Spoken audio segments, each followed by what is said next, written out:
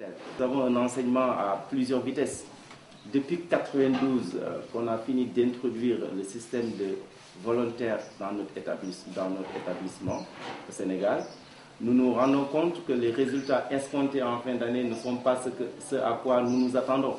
Parce qu'on se rend compte que le niveau va baisser drastiquement.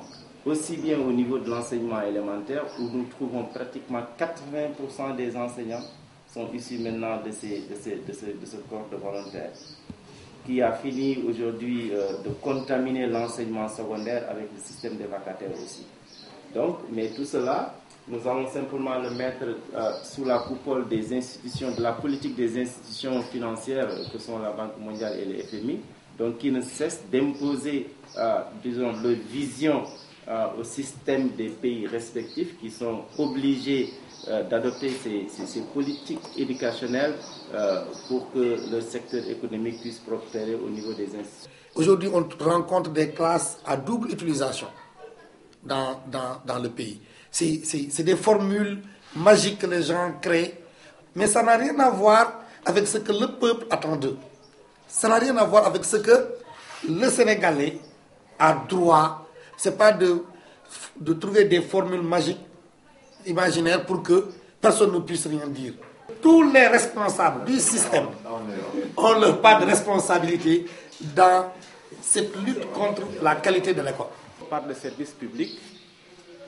On dit que c'est l'État qui met le service à la disposition de la société, des citoyens, soit à moindre coût ou bien de façon gratuite.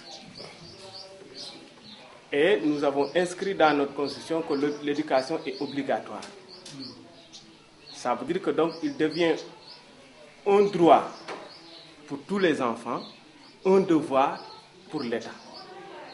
Est-ce que l'État assume pleinement ce devoir-là? Est-ce que tous les enfants ont accès à l'école? En tout cas, ce que nous constatons dans notre pays, c'est qu'il y a des talibés. Ce qu'on appelle des talibés, les enfants de la rue. Ça constitue une préoccupation. Ça veut dire que voilà une frange de jeunes garçons, d'enfants qui ont droit à l'éducation, mais qui n'ont pas accès.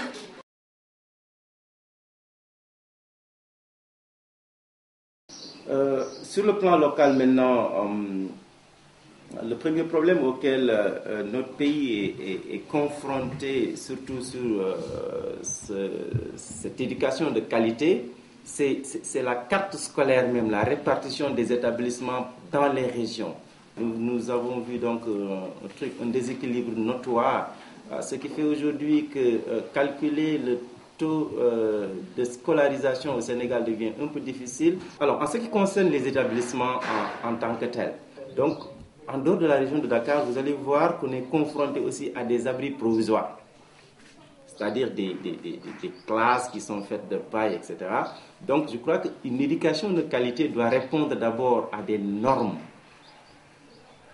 qui vont de l'apprenant, du lieu où il apprend et de l'enseignant lui-même. Quant aux villes, maintenant, les centres urbains, le grand problème c'est la pléthore d'élèves que nous avons, aussi bien dans l'élémentaire que dans le secondaire.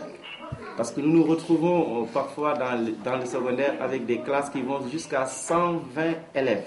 Donc cela, vous allez essayer de voir, est-ce que c'est des conditions qui sont réunies pour qu'il y ait un enseignement de qualité de ce fait. Les parents d'élèves ne jouent pas véritablement la fonction qu'il faut, parce que simplement c'est la situation économique du pays qui l'exige aussi. Parce que le parent qui ne vient chez lui que la nuit, je crois qu'il n'a pas ce temps-là de prendre soin de ses enfants, de les encadrer comme il se doit. Donc du fait, l'essentiel revient sur la tête de l'enseignant qui va passer au moins 8 heures de temps avec l'apprenant, qui du coup, il devient à la fois et l'enseignant et il remplace le père et la mère.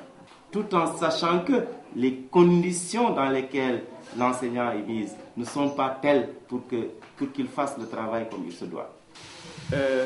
Nous sommes des francophones. Parlons français, donc c'est en français que notre éducation se fait. Mais qu'est-ce qu'on a constaté? Que le niveau d'expression de nos étudiants, c'est-à-dire ceux qui ont le baccalauréat et qui doivent aller à l'université, ont un niveau d'expression qui se dégrade de plus en plus. Et c'est dans cette frange-là aussi qu'on recrute des gens qui vont aller dans l'élémentaire pour donner l'apprentissage aux jeunes enfants, pour leur apprendre à lire et à écrire et à calculer en français. Ceux-là même ne savent pas parler français. Est-ce qu'avec ça, on peut faire la qualité? Il y a des inspecteurs qui sont là, qui me regardent, mais moi, ça m'inquiète quand même. Aussi, il y a un autre problème que je l'ai dit tantôt, parce que nous avons besoin d'apprendre à enseigner. Si on n'apprend pas à enseigner, je vois mal comment on pourra maîtriser la stratégie, la méthodologie et les méthodes qui sont concoctées et employées pour transférer une compétence d'un enseignant vers un apprenant. Et là, c'est le grand problème auquel notre pays est confronté. Parce que les connaissances académiques peuvent être là, mais est-ce que les connaissances pédagogiques qui permettent de les véhiculer sont là?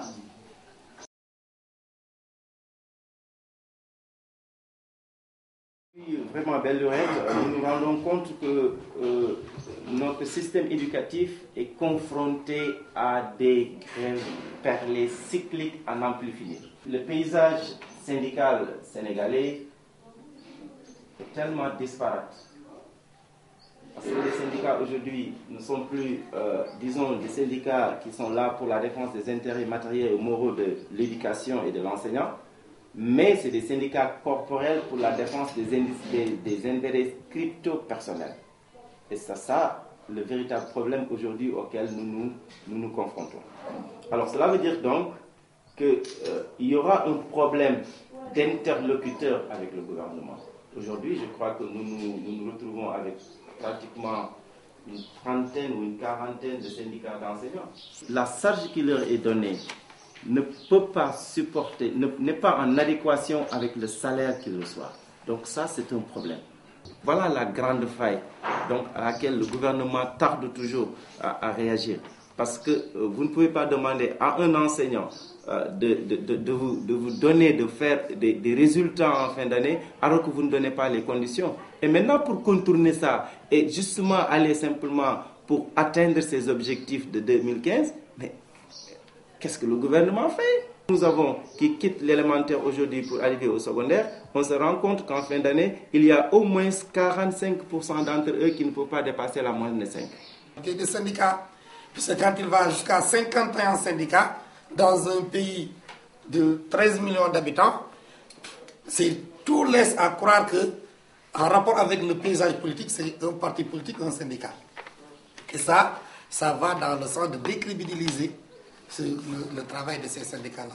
Ça ne peut plus répondre à sa mission de défendre les intérêts moraux et des enseignants. Ce n'est pas possible. Nous devons avoir un défenseur, un avocat. C'est les syndicats. Mais qu'est-ce qu'on constatera aussi? Là, si bien développé, tout au début des indépendances, nous avions un syndicat unique, un syndicat unitaire en général, qui prenait en charge l'ensemble de ces revendications pour une école de qualité. Depuis, je dis bien 2010, les syndicats sont out par rapport à cette question-là. La volonté politique qui est déjà affichée, mais est-ce qu'elle est exécutée? C'est ça le problème. Mais quand nous avions un syndicat fort, donc là, nous savions donc ce que c'était donc le rôle d'un syndicat d'avant-garde et donc vraiment le rôle de veille. Donc de ce fait, on suivait donc les objectifs, donc année par année. Mais qu'est-ce qui s'est passé? Je ne vais pas dire que ce sont les divergences politiques qui ont entraîné donc vraiment ces divergences syndicales. Et donc cette cassure. De sorte que finalement l'objectivité donc a cédé donc au subjectivisme. Nous aussi nous avons failli dans la formation syndicale. Ils étaient sûrs que les militants de base qui étaient là, ils étaient à même de défendre les mêmes idées que celui qui est donc en haut. Parce qu'on partageait. Mais nous, qu'est-ce qu'on fait pour amener justement nos syndicats à défendre ces positions stratégiques? Le budget alloué à l'éducation nationale, qui doit régler tout ça, Les syndicats n'en parlent pas le plus souvent. On parle des 40%. Alors que la norme aujourd'hui, on parle de 6% du PIB. Est-ce qu'en tant que syndicat, nous arrivons à calculer pour voir ces 45% déclarés? Qu'est-ce que ça fait par rapport au PIB? Vraiment pour agiter ces questions à l'Assemblée, faire du lobbying près des députés et du ministère, etc., etc. Ce sont ces questions-là également, en plus des questions que nous posons plutôt, que nous devrions en même temps agiter. Je crois, quelle que soit notre posture dans le syndicat.